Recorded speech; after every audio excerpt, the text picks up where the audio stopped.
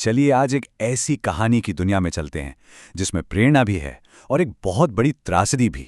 ये कहानी है स्पेस शटल कोलंबिया के आखिरी मिशन की और उसमें सवार एक बेहद खास अंतरिक्ष यात्री की। सोचिए, तारीख थी 1 फरवरी 2003। नासा का कोलंबिया स्पेस शटल 16 दिन अंतरिक्ष में बिताकर पृथ्वी पर लौट रहा था। ये कोलंबिया की 28वीं उड़ान थी और सब कुछ बिल्कुल रूटीन लग रहा था। शटल ने पृथ्वी के वायुमंडल में एंट्री शुरू ही की थी और घर वापसी में बस कुछ ही मिनट बाकी थे। लेकिन ठीक तभी शटल से ये जो अधूरा संदेश आया, ये जमीन पर सुनाई देने वाली आखिरी आवाज थी।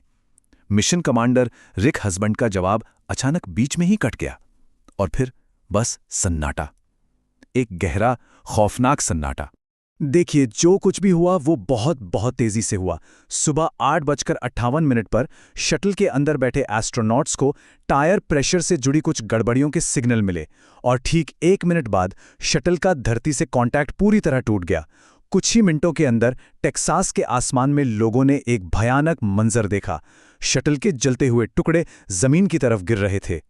इस हादसे में 7 अंतरिक्ष यात्रियों की जान चली गई और उनमें से एक थी कल्पना चावला, भारत में जन्मी एक ऐसी महिला जिनकी कहानी आज भी लाखों लोगों को हिम्मत देती है।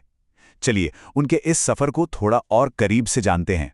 कल्पना चावला का जन्म 1962 में हरियाणा के करनाल में हुआ था। घर में तो सब उन्हें प्यार से मोंटू बुलाते थे, लेकिन जब स्कूल में एडमिशन का वक्त आया तो उन्होंने अपना नाम खुद चुना, कल्पना। शायद उस वक्त किसी ने सोचा भी नहीं होगा कि ये बच्ची एक दिन सच में अपनी कल्पना को हकीकत में बदल देगी और सितारों तक पहुंचेगी।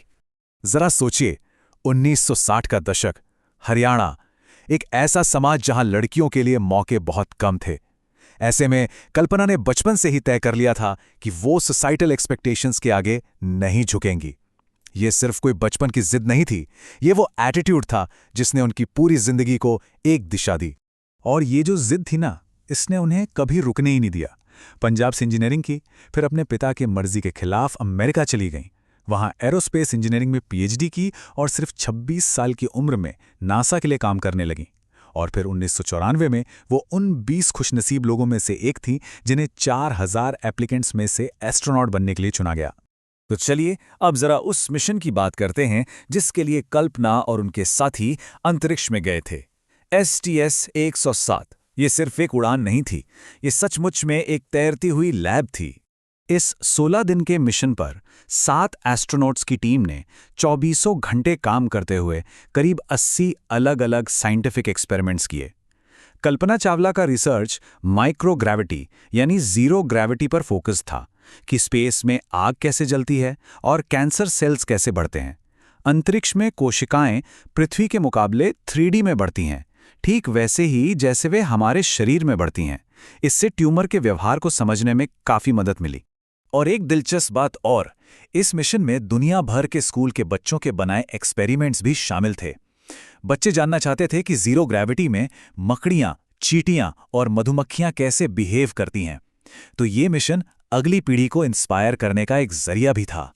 और सबसे ज्यादा हैरान करने वाली बात यह है कि जब हादसे के बाद शटल का मलबा जमीन से इकट्ठा किया गया तो उसमें से एल्यूमिनियम के डिब्बों में रखे गए कुछ राउंड वॉर्म्स जिंदा मिले। सोचिए, उन्होंने पृथ्वी के वायुमंडल में उस भयानक री एंट्री और डिस्ट्रक्शन को सरवाइव कर लिया था। तो सवाल ये उठता है कि आखिर इतना बड़ा, इतना एडवांस्ड मिशन फेल कैसे हो गया? इसकी वजह जानने के लिए हमें शटल के लॉन्च के क्षण पर वापस जाना होगा।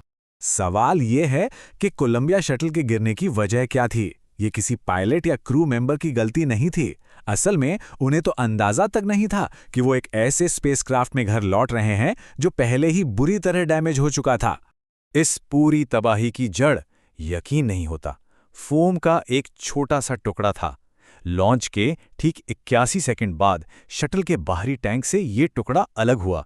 इसका वजन सिर्फ 750 ग्राम था, एक ब्रेड के पैकेट से भी हल्का। लेकिन ये छोटा सा टुकड़ा लगभग 700 से 900 किलोमीटर प्रति घंटे की रफ्तार से शटल के बाएं पंख से जाकर टकराया और इस पंख में एक ऐसा घाव कर दिया जो जानलेवा साबित हुआ। लॉन्च के बाद नासा के कुछ इंजीनियर्स को इस टक्कर पर शक हुआ और उन्होंने जासूसी सैटेलाइट से तस्वीरें लेने की रिक्वेस्ट की ताकि डैमेज का पता चल सके। लेकिन उस समय के मैनेजमेंट ने इस रिक्वेस्ट को गैर जरूरी मानकर खारिज कर दिया। उन्हें लगा कि पहले भी तो फोम के टुकड़े गिरते रहे हैं, कुछ नहीं हुआ। ये एक बहुत बहुत बड़ी गलती साबित हुई। और जब शटल ने पृथ्वी पर लौटना शुरू किया तो वही छोटा सा छेद एक एक करके तबाही की वजह बनता गया। बेहद गर्म गैसें उस छेद से पंख के अंदर घुस गईं। अंदर के सेंसर्स ने काम करना बंद कर दिया। धीरे धीरे पूरा पंख अंदर से पिघलने लगा और आखिर में शटल ने अपना कंट्रोल खो दिया और आसमान में ही टुकड़ों में बिखर गया। इस हादसे ने नासा और पूरी दुनिया को झकझोर कर रख दिया, लेकिन इसने उन 7 अंतरिक्ष यात्रियों की एक ऐसी विरासत भी छोड़ी ताकि इतिहास खुद को ना दोहराए। इस हादसे के बाद नासा ने शटल प्रोग्राम को पूरे 2.5 साल के लिए रोक दिया और बाहरी टैंक के डिज़ाइन को और सुरक्षित बनाया। कोलंबिया क्रू की याद में मंगल ग्रह पर एक जगह का नाम कोलंबिया मेमोरियल स्टेशन रखा गया और हमारे सौर मंडल में 7 एस्टेरॉइड्स को भी उन 7 के नाम दिए गए। आज एस्टेरॉइड 51826 कल्पना चावला के नाम से हमेशा के लिए सूरज का चक्कर लगा रहा है।